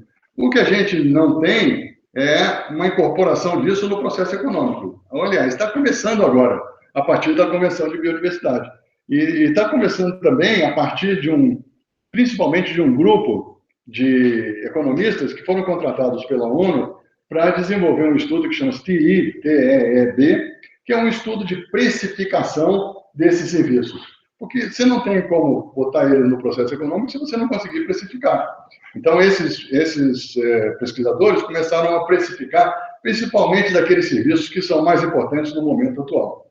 Então, biodiversidade, água, carbono, são 3 coisas que são importantes e que nós estamos tentando precificar. E isso tem que, aos poucos, ir entrando na economia em geral. A maior parte das empresas do mundo não paga nada por esses serviços. E, naturalmente, se elas pagassem, o negócio delas não seria viável. E é injusto que não pague também. Então, tem que começar a precificar, esse preço vai acabar chegando a um preço que seja médio e que seja razoável, claro, para não parar o processo econômico, mas, ao mesmo tempo, para a natureza poder receber os recursos suficientes para a conservação e para a gente não usar do jeito que a gente está usando, porque hoje é gratuito a maior parte. Eu recebo de graça. As árvores purificam a água e eu não pago nada por isso. E outros exemplos, quer dizer, elas, por exemplo, tiram carbono da atmosfera e eu tenho uma vantagem pessoal com isso e não pago nada por isso. E, então, é preciso fazer isso. Mas não vamos nos esquecer que a biodiversidade tem valor nela mesma. Ela está no planeta dividindo conosco. Então, são as duas coisas que têm que andar juntos. Não é só o valor e a precificação, mas é também o reconhecimento de que os outros seres têm direitos ao planeta da mesma forma que nós temos. Naturalmente, isso tem que ser composto para que todos possamos viver aqui. Bem. Bacana. E muitas pessoas estão perguntando se no mestrado nós teremos aula com você e com a Suzana. Claro, tudo não escapa, não. É uma das coisas que eu mais gosto, é dar aula, e naturalmente, terão aula comigo e com a Suzana também. Aí, pessoal, quem quiser pode vir, porque tem... E eu sou uma das pessoas, tem 2 matérias que são core, que são centrais do mestrado, e uma delas eu sou o responsável. Então, além de ser um grande prazer, é um grande tempo que eu ponho, porque eu acredito nisso e acho que é importante. E quem vier vai ter a chance da gente trabalhar junto, gente. E é super legal. Eu ganho também. Eu adoro fazer isso. Não são os alunos só que ganham, eu ganho muito. Trabalhar em conjunto é bem bacana. E a gente faz de uma forma que a gente vai trabalhando casos, inclusive, e vai trabalhando junto mesmo, vai construindo junto. Isso é a coisa mais importante. Ninguém ensina nada a ninguém. Então, a gente construir junto é importantíssimo. A pessoa tem que querer um conhecimento e você tem que trabalhar junto com ela para construir junto esse conhecimento. E outra pergunta que muitas pessoas estão fazendo é como funciona a disciplina dos seminários. A disciplina do seminário, nós selecionamos, quando a gente construiu esse mestrado, a gente pensou o seguinte: as pessoas vão chegar aqui, às vezes de formações diferentes, ou mesmo da formação, vendo da formação biológica, e vão chegar com a mente voltada para a biologia, né? Vão pensando em biologia da conservação, eu vou chegar com a mente voltada para isso. E vão chegar com pensamentos exclusivos. Mas a biologia tem que estar no centro, porque é a biologia da conservação. Mas existe uma gama enorme de conhecimentos e de possibilidades de produtos final que a biologia não precisa ser o centro deles. Então, pode ser uma combinação de ciências sociais e outras, junto com um aspecto biológico e de conservação, naturalmente.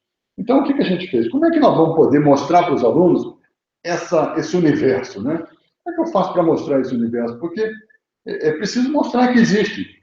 E aí, o aluno, depois disso, inclusive, muitos alunos mudam o tema final deles depois do seminário.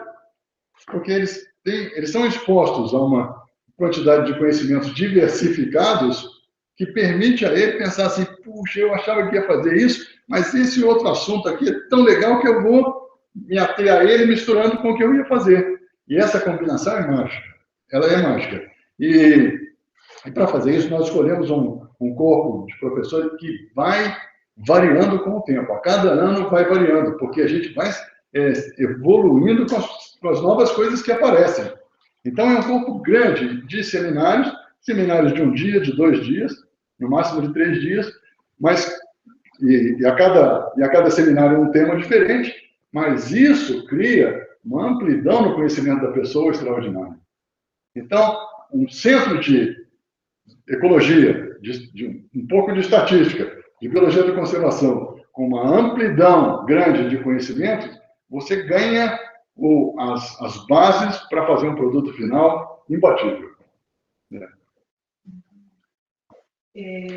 A Maria Emília, ela é de Belo Horizonte, e ela quer saber, primeiramente, gostaria de parabenizá-lo pela palestra, e gostaria de saber, a respeito dos valores mínimos e máximos, 50, 500, de indivíduos para uma população ser viável, sabemos que algumas espécies são naturalmente pouco abundantes e que apresentam extensas áreas de vida, como alguns mamíferos de médio e grande porte. Portanto, qual a escala espacial deveríamos considerar, no caso desses grupos, para se aplicar essa premissa do número ideal de indivíduos para considerar que a população é viável? Então, vai ser difícil eu explicar aqui nesse momento. Se ela tiver a oportunidade, vem estudar com a gente, que ela vai ver isso tudo. Mas a regra dos 50, só para dar uma explicação, Maria Emília, quanto mais você é de Belo Horizonte, bom demais da conta, só. Então, se a gente for olhar para isso, ela foi feita com base em consanguinidade, não importa em que número de indivíduos já tenha naturalmente. Ela foi feita com base em consanguinidade, perda de variabilidade genética. Então, a gente sabe que quanto menor for o número de indivíduos, mesmo que a população já seja pequena naturalmente, e aí, se ela for diminuindo, vai se tornando consanguínea. Consanguinidade significa que vai perder variabilidade, e aí não quer dizer que vai desaparecer, mas tem uma probabilidade grande de desaparecer. Por que razão? Por causa do processo evolutivo. Porque se você fica muito consanguíneo, não quer dizer que vai desaparecer, porque a falta de diversidade, ela só é importante por causa das suas relações com o meio ambiente em que você vive. Então, se o seu meio ambiente mudar, você não vai ter para aqueles que trabalham com evolução, não vai ter na sua base genética as ferramentas para fazer um processo evolutivo para se adaptar ao novo ambiente. Mas se o seu ambiente não mudar, você também vai poder viver. Vai poder viver porque não está sendo desafiado a uma mudança pelo ambiente. Algumas espécies no mundo são muito consanguíneas. Tem muito poucos indivíduos que são muito consanguíneos. Mas elas estão em condições de ambiente que não estão mudando muito, e nós estamos falando em tempo evolutivo. Então, elas estão vivas ainda. E a gente tem que preservar para que elas fiquem dessa forma. Mas essa regra de 50, ela é desafiável mesmo. Ela não é uma 50 não é uma regra assim, a ferro e fogo, ela deixa muito a desejar, mas eu citei ela como um bom exemplo de ferramentas que são formadas com base da ciência, que não são a expressão pura da verdade, até porque a ciência evolui, mas que são boas para você ter um argumento na formação de política pública. Excelente. E o Aloysio, ele quer saber, só faz sentido se referir a metapopulações em ambientes fragmentados? Não. Metapopulações são sobrepopulações, elas têm que estar isoladas de alguma forma, mas não necessariamente por fragmentação, podem estar isoladas por outras razões. A Bianca, ela fala, boa noite, professora. A minha pergunta é quanto ao tamanho da área de conservação. Há um tamanho mínimo de área de conservação para que o manejo de fauna e flora seja efetivo? Boa noite. Depende. Depende do que você está querendo conservar. Se você quer conservar uma onça e você quer uma população viável de onça, você tem que ter uma área enorme, porque uma onça tem uma área de uso, de vida, é enorme. E uma onça anda 30 quilômetros numa noite, então é enorme. Um mergulhão, ele vive num território de 100 hectares, é mínimo. Então eu consigo ter uma população grande, por exemplo, de muitos milhões, numa reserva pequena. Então, depende muito do que você quer conservar. Agora, se você quer conservar amplamente, diversidade ampla, aí quanto maior for a área, melhor, você vai ter mais coisas, porque à medida que você for diminuindo, algumas espécies vão desaparecer, que são principalmente aquelas que precisam de muito espaço para viver. A Débora, na sua opinião, qual é o maior desafio para a recuperação de áreas para conservação? No mundo de hoje é caro, inclusive, principalmente na área florestal. Tem formas de fazer mais baratas, mas de qualquer forma requer alguma intervenção e isso requer recursos. O ideal é que a gente não seguisse o padrão de destruir para depois consertar. Então, o ideal é que a gente construísse paisagens sustentáveis já desde o começo da transformação da paisagem. Mas, de qualquer forma, requer conhecimento e requer muito recurso. E no Brasil, hoje, o Brasil tem um compromisso de restaurar 12 milhões de hectares, um compromisso internacional. Isso custa uma quantidade de dinheiro enorme, e aí tem algumas outras dificuldades. Se for na área florestal, você tem que ter viveiros de muda para tudo isso, tem que saber onde é que você vai pegar semente para tudo isso. Então, tem desafios nesse processo. Mas desafios tem na vida toda, e isso não deve parar, gente.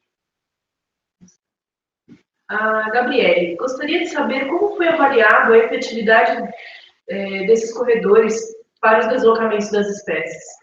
Está sendo avaliado nesse exato momento. Eu não tenho uma informação clara para ela, mas está sendo avaliado. Estamos com um projeto de pesquisa e andamento avaliando isso, usando técnicas modernas, com gravadores de som e com outras formas de avaliação.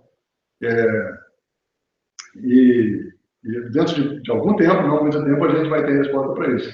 O que eu queria chamar a atenção é que, às vezes, a gente pensa que precisa que o animal passe pelo corredor. Mas, do ponto de vista nosso, de biologia da conservação, é preciso que passe o gene dele pelo corredor. Então, indivíduos que são muito territoriais, você pode dizer assim, mas vem um micro-leão muito territorial, ele entrou no corredor, fez um território ali e não passa ninguém.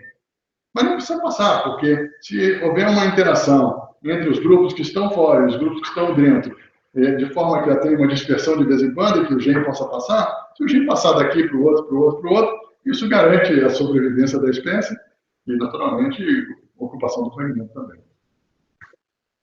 E, para finalizar, o Tarcísio, ele quer saber dos diversos benefícios gerados pela conectividade. Sabemos dos diversos benefícios gerados pela conectividade, mas pode existir também prejuízos à biodiversidade? Tem alguns autores que falam isso, Tarcísio, falam que é uma forma mais fácil de caçador operar, por exemplo. Quando você tem um corredor, os indivíduos vão passar por ali, é uma área pequena, eles estão mais expostos a processo de caça e outras intervenções humanas. Mas nada na vida é 100% seguro. Então, esse processo de caça e outras intervenções que possam acontecer são coisas ilegais e que eventualmente pode acontecer e que você tem que combater como combate qualquer ilegalidade.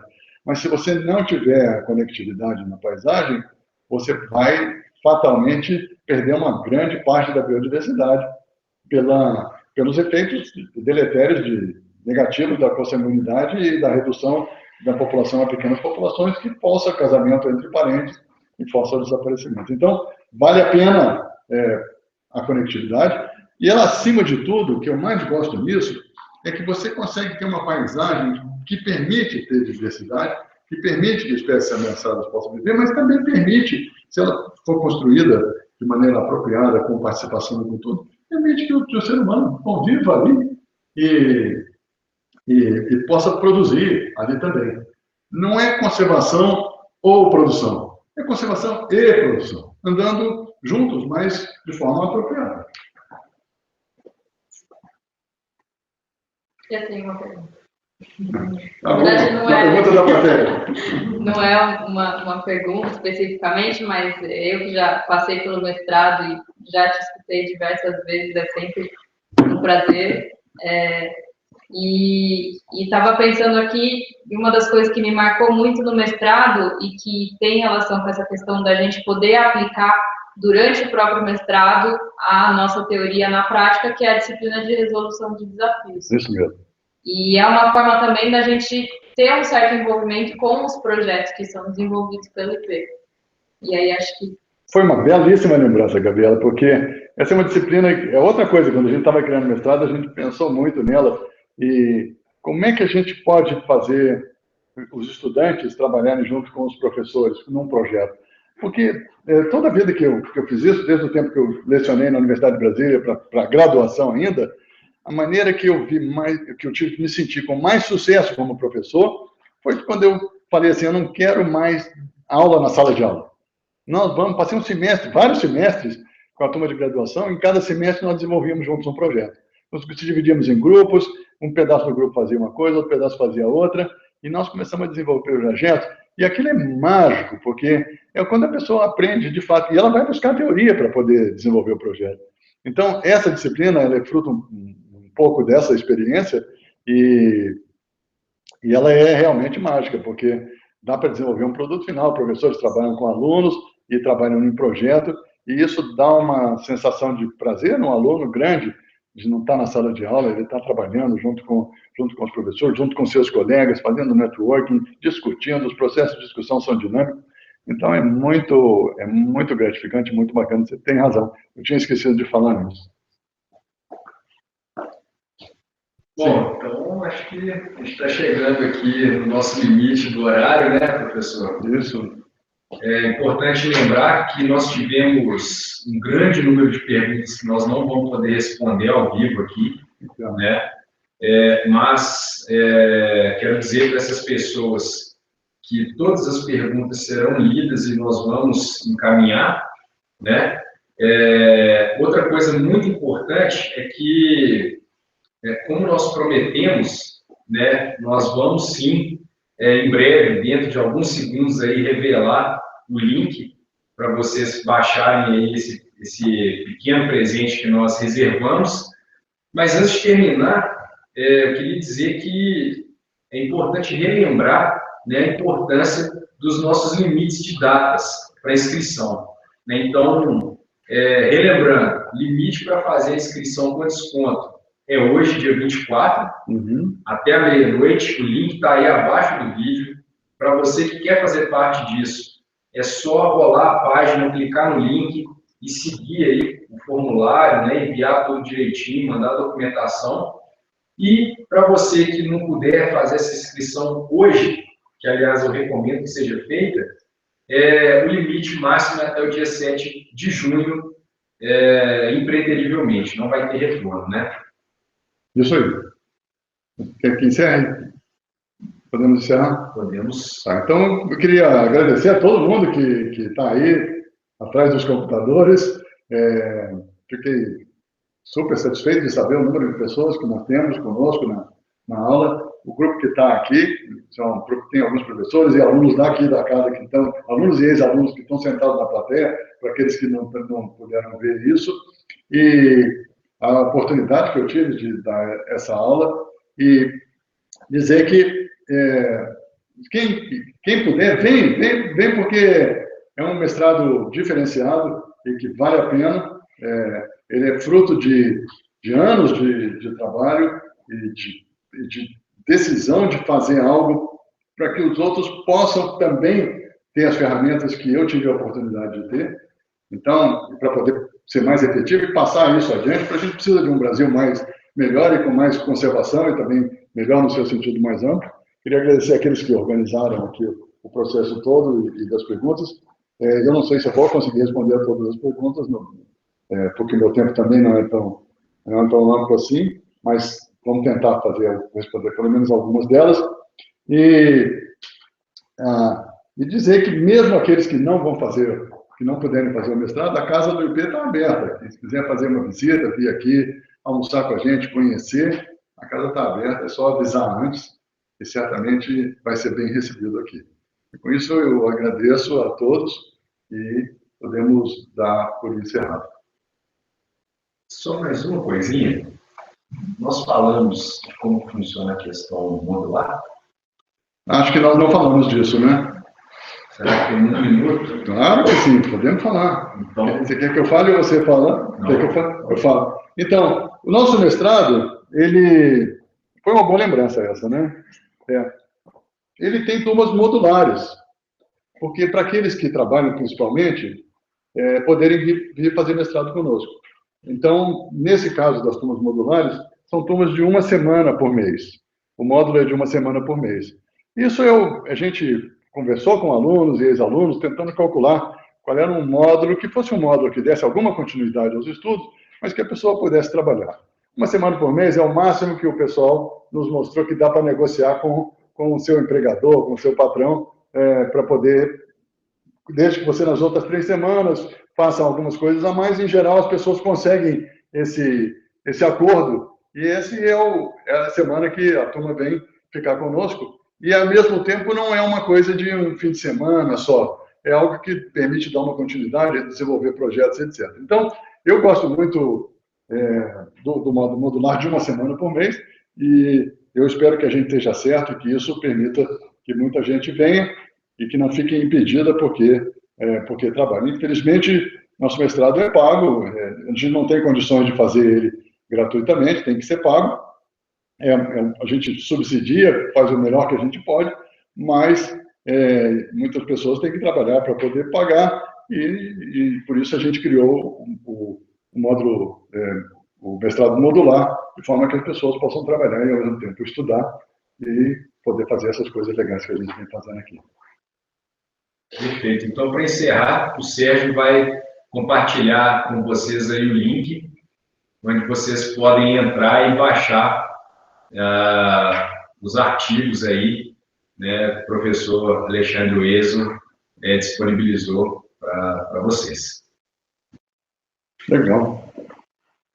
Então, muito obrigado a todos. Obrigado a todos e nós vamos continuar, vamos ter outros webinários. Fiquem com a gente, tem o canal EP, nós estamos em todas as redes sociais, tem sempre gente aqui esperando por vocês. Vamos embora, fiquem conosco, não nos abandonem, mesmo que aqueles que não fizerem o mestrado, a casa é uma casa bem aberta e que tem um objetivo muito claro, uma missão muito clara, que é uma missão do bem, de conservação da biodiversidade e de fazer um mundo melhor. Então, obrigado a todos e até a próxima vez.